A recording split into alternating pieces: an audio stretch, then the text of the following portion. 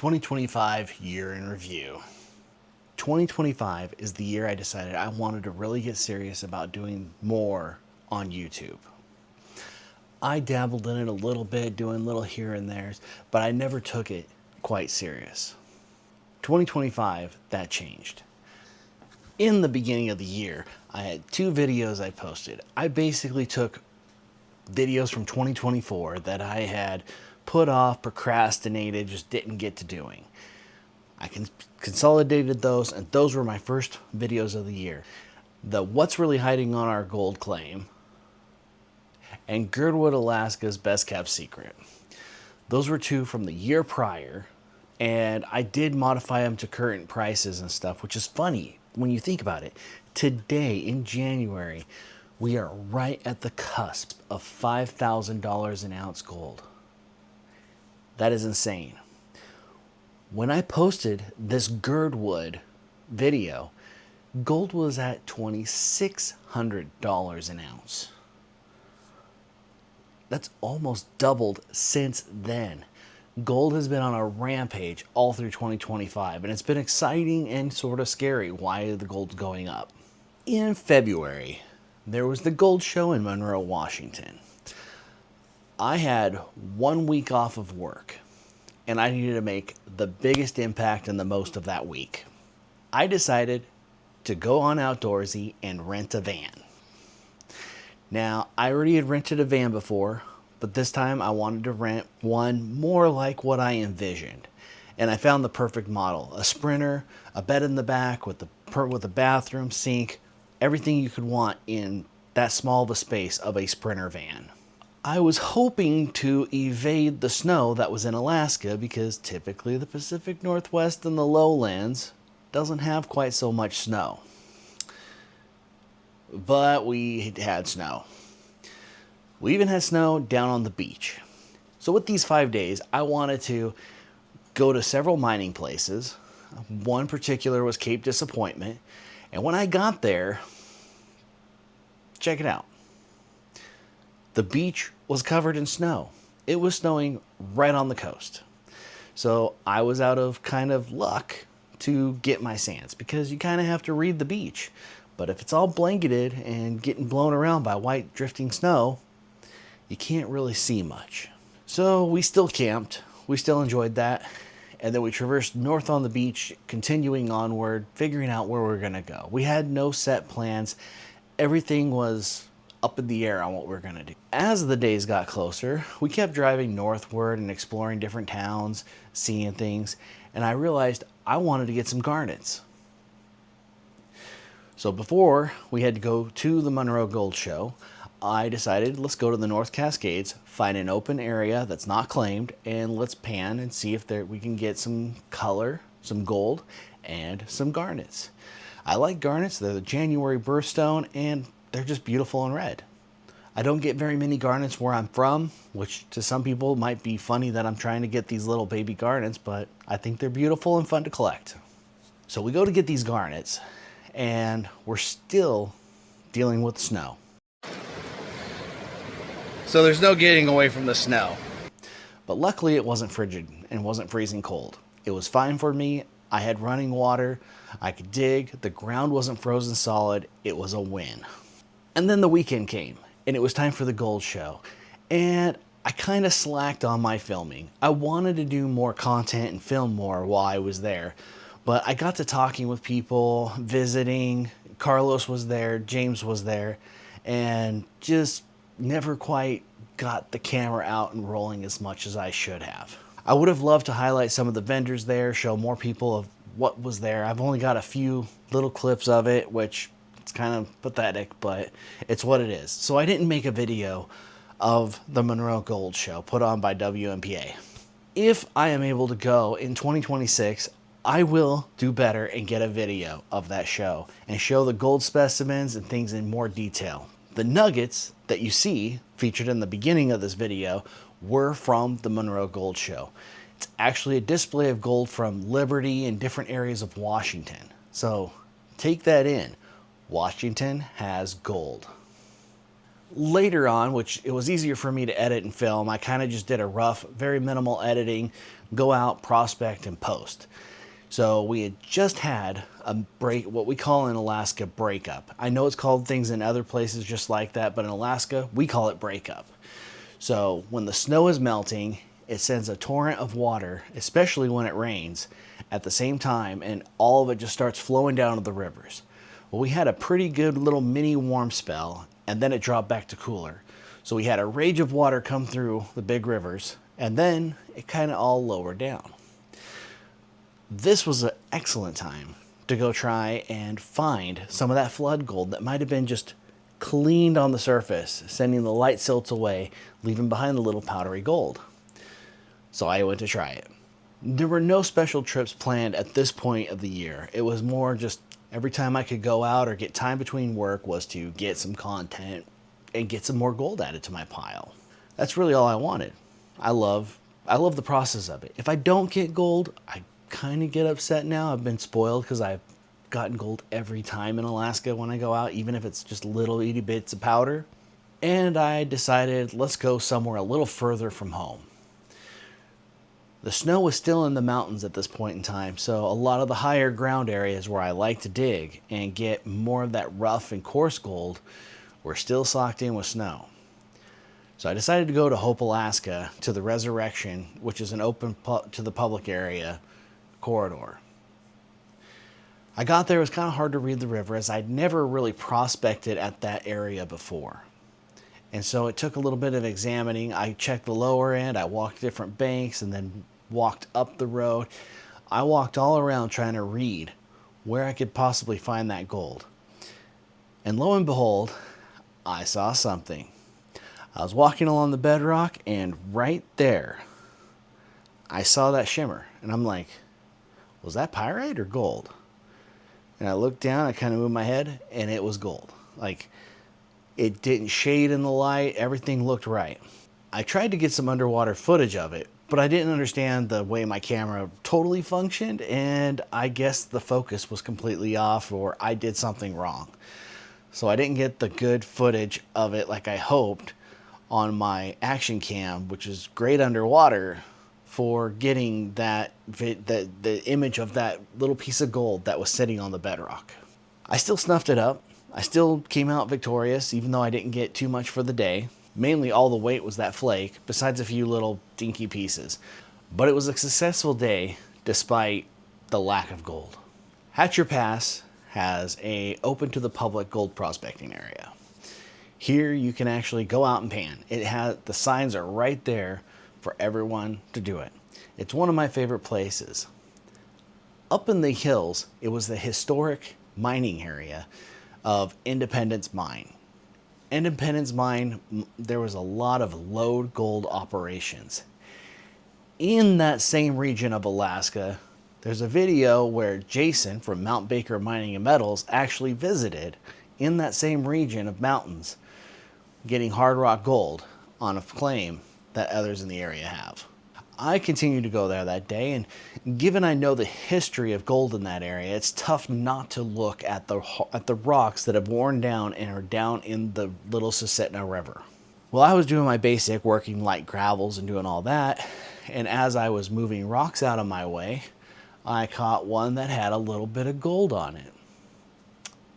So then I ended up doing my whole video, tried my first little special effects with the hammer my son had given me.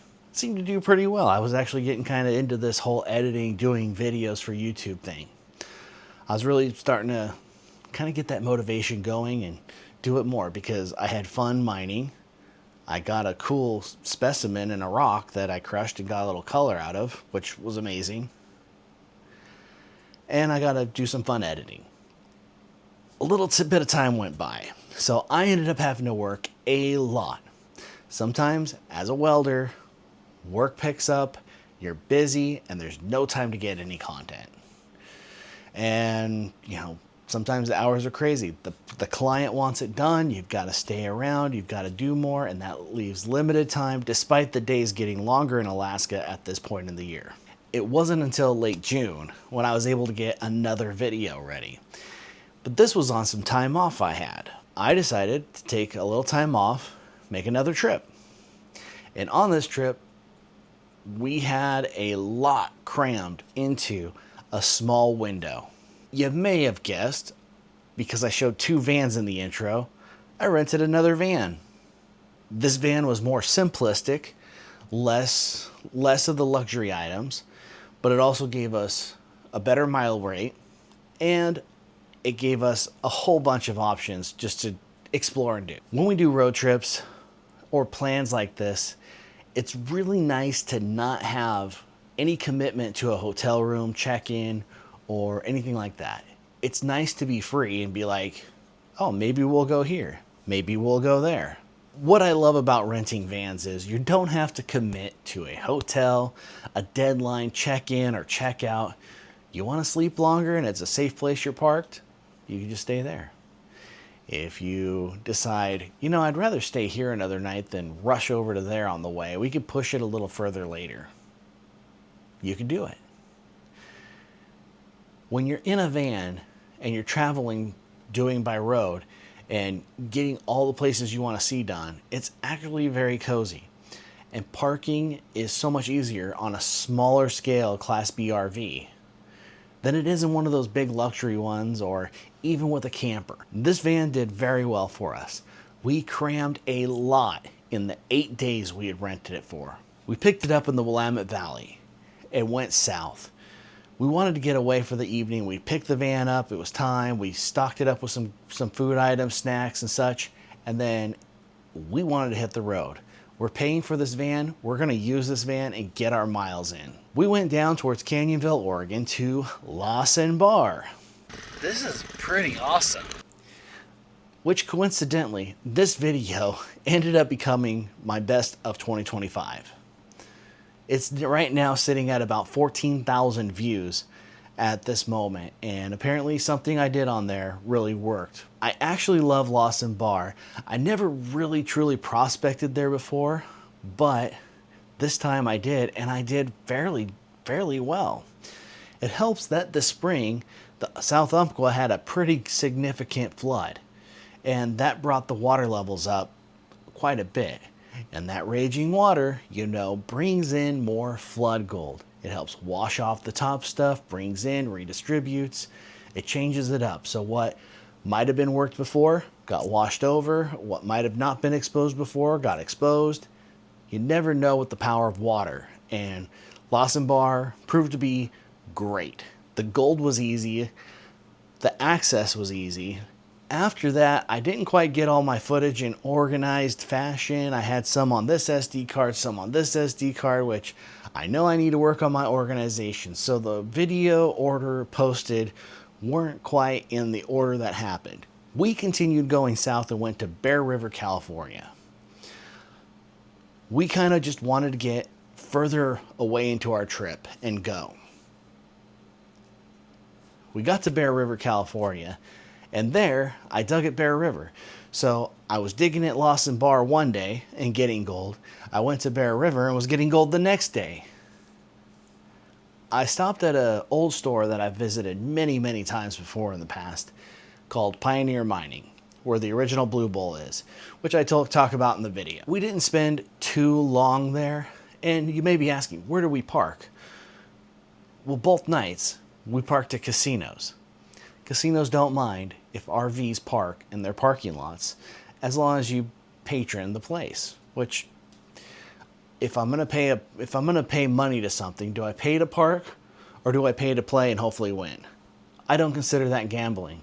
I could blow $20 on a parking spot or put $20 in a machine, get permitted to park, and maybe win. That's what we did. So by paying to play and park, it worked out. Now, you probably don't have to go in and play. They're not probably going to confirm that you were a patron or whatever, but for our honesty and the validity of us parking, that's what we do. After Bear River, which I would have loved to stay longer, but with 8 days, and I still had places I wanted to stop and go to. So I had to cut it short. I had to get out of there. I got a good, probably close to a gram of gold. I didn't actually do any final weigh out there because I was in the van. I didn't have a way to get everything down and weigh it. I literally put all the concentrates into a jar, closed it, put it inside, put the gear away, and off we went again. This time we drove towards Reno. We went up Interstate 80 towards Donner Pass all the way to Reno. In Reno, we were going to get a room because this van did not have a shower in it. So we needed a shower. The Planet Fitnesses weren't quite feeling up for it. We wanted to get a little more room, kind of clean the van out from the messes I kind of made, sweep it up, get it all taken care of, get our trash taken care of. So we ended up getting a motel room and parking at a motel for the night, which was fine. Unlimited hot water and shower, no problem. The next day we did something that with the van rentals, you might be starting to see a theme here. We are going to try and do every bit of the process and are working towards getting our own Class B camper van. It's happening, we're saving, we're working. Hopefully everything goes through, and if it does, we'll be taking you on all those journeys to show you how it all goes. We stopped by and visited where we have decided to have our van built by Activan in Reno, Nevada. I was already in discussions and talks with the founder of Activan, Chris, and working on a plan to make this happen, asking endless amounts of questions for his wisdom on how to get this van done. I had looked through dozens and dozens and dozens of companies about getting the van. Some had just these set platforms and your customizations were not really smiled upon. Or they had a design, but if you changed much of it, it would end up raising the price exponentially because they had to do new planning, all sorts of new stuff. Some other builders, I had seen their products by either how I rented them or by seeing the product at different get-togethers and expos of van builders. When I got in some of them, I wasn't too impressed. I didn't see quite the quality or the tight tolerances. Being a welder fabricator, I have to go by strict tolerances. We have to keep things tight, measured right, make sure everything is to code and such. And it seems on some of these van builds, which I'm not going to say any of the companies that I didn't choose to go with, so let that be what it is. I just didn't feel comfortable with the options that I was seeing until I found basically two companies, and Activan Conversion or Rossmonster. But I ended up going with Activan Conversions. The products I've seen, the quality of it, plus this tour, seeing their facility, locked it in for me. So you got that. We stopped in Reno, saw what we were going to do. We were already renting a van. We knew we wanted to do this more. We want to travel by road more. I love prospecting. And so if I could go from place to place to place prospecting, or stay at a prospecting spot longer without having to worry about like, oh, all we have is the car and I've got to pack all the stuff back in and drive away, or set up a tent and then put it away, and it's just easier. Gives me more time to work, a good place to get out of the elements, and bring family along. After Reno, I was not sure which way to go. This is where I've come up with the channel name, Miles of Maybe. So on my other channel, which will be when we get the van and how we get the van, we're going to go over all that stuff. It's going to be on that one. This will remain my prospecting channel, but the tool to get me prospecting more often is going to be on that channel, Miles of Maybe. I don't have much there besides a little cute animation, but that's where it's all going to be when it happens. I was looking at the weather, the temperature, the wind, everything. When you're driving a van, you kind of have to consider the wind. There were two places I wanted to go to. I wanted to go to the Opal mines in Virgin Valley, which is in northern Nevada, and over to the Sunstone area, which is out of Plush, Oregon. Two areas relatively close together in the middle of the desert, based off of the Highway 140. There were two ways we could get there. We could either go due north on the 395 and head towards Lakeview. And at Lakeview, we would then turn east to hit these 2 sites. Or we could continue east from Reno to Winnemucca, go north, and then turn at Denio Junction and go west and check out the Opal mines and the Sunstone mine. And this is where that channel name came to me. Maybe we'll go this way, maybe we'll go that way. Miles of maybe. And that's how it goes. The next video I worked on filming was the Oregon Sunstones. I'd wanted to stop at various mineral places along the way. 395 is loaded with a lot of open, good mineral areas, but sunstones were what I was after. It was over 25 years that I had wanted to go to the Oregon Sunstone mine, and I finally got to do it. We got there that next night, and we parked on the BLM open digging area. There's a nice, beautiful parking area where you can camp out. All around on the ground are itty bitty little sunstones. And it was great, just picking them up and collecting. There were so many of them, and they're cute little gifts to give away because they're technically a feldspar gem. The next morning we got up, we rolled over to the Spectrum mine. At Spectrum, you have various pay-to-dig options.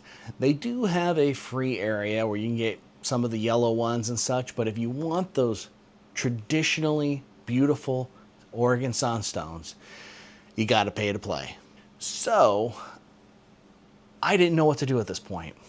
I didn't have really that many digging tools to actually chip into the basalt in the rock, which is the host of these Oregon Sunstones.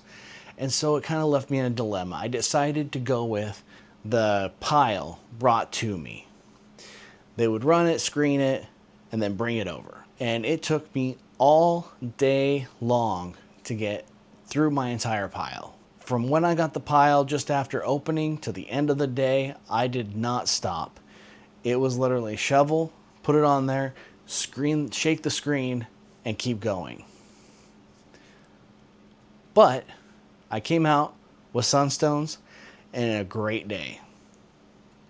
Plus, I fulfilled the 25-year desire to go here and find these stones. My curiosity, my want has been fulfilled. After that long day, I was kind of spent. All day, shaking, turning, doing that, because I spent a set amount on this pile. I stayed and worked that pile until the very end. I wanted to go further down Highway 140 and see the opal mines, and I wanted to dig for opals. But I was spent. I needed a break, and I didn't want to waste a day just sleeping in the desert, not doing anything. So this is where we changed our plans. Instead of taking a day to have a break, since the opal mines were so close, decided, let's drive west. We went back towards Lakeview, continued over to Klamath Falls, stayed the night at a truck stop in Klamath Falls, and then continued onward all the way to Crescent City. Just before Crescent City, you have the beautiful big redwoods of Jedediah Smith Park. And this shows kind of the confirmation in this area, as these windy roads would not be fun with a really large motorhome or with a truck and trailer. They would not be fun. They're tight, and when there's traffic, you can't cut those corners to keep that wide. So you have to drive careful. But with the van, you're just another vehicle. Albeit a little larger, it worked a lot better. We ended up taking another bypass just south of Crescent City, south of the town of Klamath, and doing another state byway that was scenic. There we got to see Big Tree Wayside, where we walked up and saw this enormous redwood. Now, I've seen General Sherman before, but these trees are still magnificent. Despite there being bigger trees out there, these were crazy big. We did that whole thing, did that loop. We did some elk viewing at the field nearby. Those things were beautiful and just looking at you like, haha, you can't get me. After we did our little sightseeing, no work stuff, we drove north towards Gold Beach. Gold Beach, I wanted to try out the sands on those beaches. It was kind of tough finding a good access with the parking, and then walking and finding a tributary of water that would actually flow to run us loose without walking too far down either way of the beach. But found a spot. We found a spot, and the powdered gold was great. It's not to where it's going to add up to a lot of weight really fast, but it was so many beautiful little specks. And I like to say it's like snowflakes. You know, a lot of snowflakes add up to a lot. That video was the anyone can find gold on the southern Oregon coast. I wasn't planning on doing another video at this point. I was kind of done with it. Let's just take it time. Let's enjoy. Let's go home. So we drove north towards Newport. And it was a kind of a wild ride. We wanted to stop at the animal wildlife thing, but they were closed. We picked up some items in Newport for a friend of ours that we were going to bring back inland for her. And we just decided to let's check out one more beach before we call it, because we had to still clean up the van, get it ready for return, and return it the next day. So we went over and I checked out a beach. We hung out in the area, and I noticed black sands. I noticed black sands about 4 foot wide by 40 foot long of thick, rich black sands. Almost something like in Flower Gold Wizard channel, where he's at Lake Superior and sees the line of black sand along Lake Superior. Boom. What does a gold miner have to do? I had to try it. So I took you along with me, because it's like, well, if I'm going to try this, I might as well document it, try it, and see, and show the reality of that not all, that black sand is what it is. See if it has any gold. It was a little bit, but it was great. Then it was back home. We returned the van, got there, flew back home. Everything was back to work and back to the grind. I really didn't do much in that time for prospecting. I wanted to, but at home I wasn't able to get the time to make it happen in the evenings, afternoons, or any of that. But I had another trip planned, which is totally going backwards, because I prefer to travel south in the winter and stay in Alaska in the summer, but it just wasn't working out that way. My son and I had the Strongest Man on Earth competition, the Shaw Classic, in Loveland, Colorado to go to. So you guys know I'm a gold miner, and gold mining is my passion, but I got one more passion that I love to do, and that is strongman. I'm here at the Shaw Classic, the Elite Expo, and it's one place that I end up feeling really small at. Being 5'9" and in strongman puts me at a real disadvantage, but doesn't mean I don't love to do it anyway. My son and I are big into strongman, following the athletes, doing the competitions ourselves. I don't do them so much because I have to take care of my family, and if I injure myself, that's going to be a dilemma that I can't handle, because I got to keep working. So we go down to Colorado. So we get down there early, way before the event, the expo, the meet and greet, and all that stuff. We make a road trip. We kind of did a twofer combination. My son is into collecting Pokemon cards and building sets and doing that, and he seems to know what he's doing with that. I, on the other hand, wanted to hit places to go prospecting. So we hit up some stores in the Denver area, and then we went up into the Rockies. And the first place I went gold prospecting was Fairplay, Colorado. I wanted to go to Fairplay and dig the year before, but we just went to Fairplay and checked out the South Park stuff and just enjoyed the time. I didn't actually get to do any digging. It was gray, there were storms, lightning, stuff like that. So it was like, probably not best to be out there holding a shovel in the mountains during a storm. So it didn't happen the year prior, but it did this year, and I've got that documented. We also, on the way to Fairplay, stopped in Central City. Central City was an amazing town with history. It's now more of like a gambling retreat, a casino town. As you leave Denver on 70, you'll see the signs. You go up and over the hills to the mountains. But this place was known as the richest square mile in the world. Whether that's true or not or hyped, I don't know, but that's what they call it. My son and I ended up staying the night there and then checking out a mine in the area called the Hidee Mine. And if you're not into mining and you've got kids you want to drag along, say the dad wants to check out the mine, but the kids really couldn't care, I'll tell you what, the chipmunks there make it worth it. They're all friendly and just want to be fed peanuts. The next adventure was supposed to be Cache Creek, Colorado. I've seen Klesh, I've seen others go to this spot in Colorado and do pretty well with their gold. Nothing outrageous, but they did pretty well. And it looks so beautiful out there, high in the mountains and the terrain. So I went. We drove after Fairplay all the way to Cache Creek. We get there, and there's porta potties on the end. I'm like, oh, this is great, perfect. We don't have to worry about the night. We'll camp right here, and if we gotta do our duty, we can take care of it. We don't have to do anything special. We'll car camp, we'll be good. So we parked right there at the end on the BLM land and went to rest, went to sleep. The next morning, we were surrounded by cars, bicycles, pop-up tents, you name it, it was out there for an event. It turns out we got there the night before the Leadville 100 was going on. So hundreds of people are all around there giving their support to the cyclists who are riding all the way from Leadville all the way up to, I believe, Columbine Peak and all the way back. A crazy distance of elevation gain in miles. Mad respect for those cyclists for being able to do that. We, on the other hand, were stuck. And it started to get hot up on that plateau at the entrance to the Cache Creek mining area. The sun was baking the vehicle. We're stuck. We didn't have anyone to cheer on, support. There was no like vendors for snacks or food or any of that. It was bring your own stuff and get your own stuff out. So we were stuck, waiting.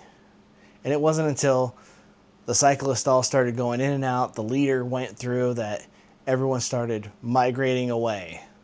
And we actually got some room to back up and leave towards the area. We were literally pinched in by like 12 cars, but they were all committed to supporting their cyclist.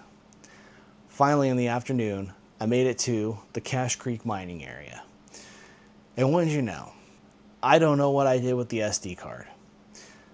I used two devices, two cameras, and one of them, when I went to switch the card and put a new one in, I don't know what I did with that SD card. So I've only got partial footages of my sluicing, of my digging, and all the process that was up there. I still had fun, but I failed in my attempt to fully document Cache Creek and what I was looking at and what I was thinking, and how much I prospected to get what gold I did. But I did a poll, and everyone said, still post it. Just post it. So I took the clips that I managed to have on my other device, which was my phone, and I posted it. And that's what you saw in that video. Mining at 9,000 or mining at 10,000 feet. It was like right in there, 9,500 feet in elevation where we were. And boy, I could feel that altitude. I could feel that elevation in the thin air when you're gold mining and working hard.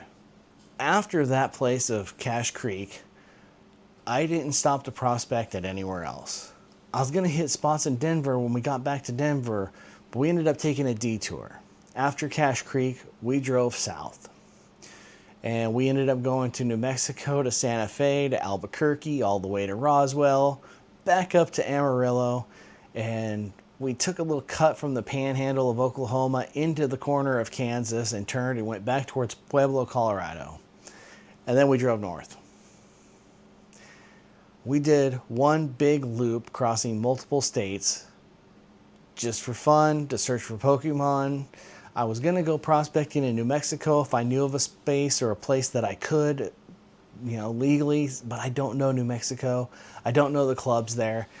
I did it before along the Santa Fe area, but every river that I looked at that I remembered, it was super red and muddy, so it just didn't seem right time for it. We got back towards Denver, and I didn't hit any of the spots in Denver either. I could have gone to Arapahoe Bar, other parts of Clear Creek, or even the South Platte, but I just didn't. So that's on me. I wanted to, but if I didn't, I couldn't film it, and I was ready for the event to happen. We got to see the competitors, meet all the competitors, and do that part of what my son and I enjoy doing. So when you see me pick up a big rock, know that I trained for it, and I'm doing it right.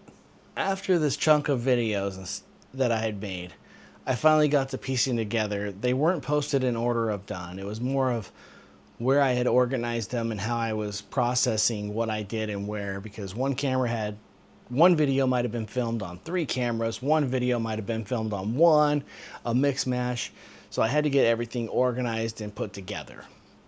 So after all the Colorado ones, I finally got together the Bear River video, posted that one, and then I had a long stint without any videos posted, and I was kind of disappointed in myself for running out and not getting more content to keep going for you guys. I had another slow time, ended up returning to Oregon again to help out with family, and I managed to squeeze in some prospecting in that time. I went back to Lawson Bar to dig, and it was great again. I also went to check out a claim, which sold before I could make an offering on it. And I went to Whiskey Run Beach to get more of that beach gold that I love. And I got surprised at Whiskey Run because I got my first decent flake on a beach, and I got more than I expected. Maybe I was just disappointed at everything after I got that big flake, but it turned out to be pretty good that day. I got a 1/2 gram, which if you haven't been paying attention to this channel, gold prices have been going up. And gold is at about $5,000 an ounce right now, $160 a gram. So at $160 a gram, I got 80 bucks digging in sand on the beach. I can't complain about that. I just wish I would have stayed longer. Then I tested a new area down in the lower Willamette Valley. Now, a lot of these rivers come from sources way up in the Cascade Range. Take, for instance, Quartzville. You got the Calipuya. You've got the Bohemia Mining District. How far does that gold actually go down? Well, technically it goes all the way. But does it stay at size, or does it turn to really fine powder? Does it end up getting plunged down into the bottom bedrock, bottom depths that you can attain in a reasonable manner?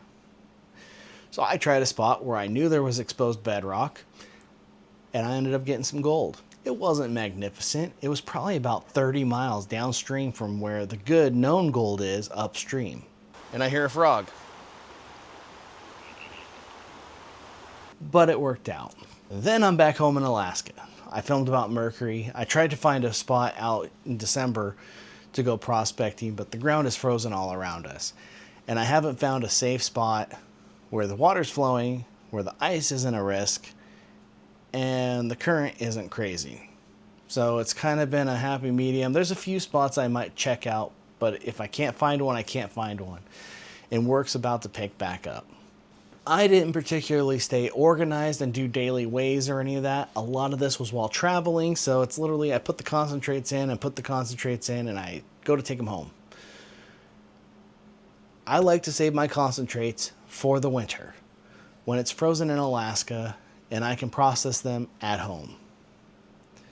Because the more time I process concentrates on site, that takes into more time that I could be digging, getting material at the source. So given I put all my concentrates into one thing, I have been separating them for the last week or so. I did one on a live, and if you want to check out those lives, you can sub if I gave you any value. So while not crazy grand, and yes, I traveled a lot for all this gold, plus the Sunstones, I didn't particularly get a lot of gold this year. Mainly because I was going to public areas mostly with the travel. Hopefully this year we can get to the more elusive areas of Alaska and get more of that elusive color. And this summer might still involve some traveling, because if all things go well and the timelines work out, we'll be getting our own camper van in the lower 48. And we'll need to take that back home to Alaska. So there'll be a lot of new videos when we make that happen. So till next time, May your pans be golden, and you have a good morning, day, or night, whatever it is, wherever you are.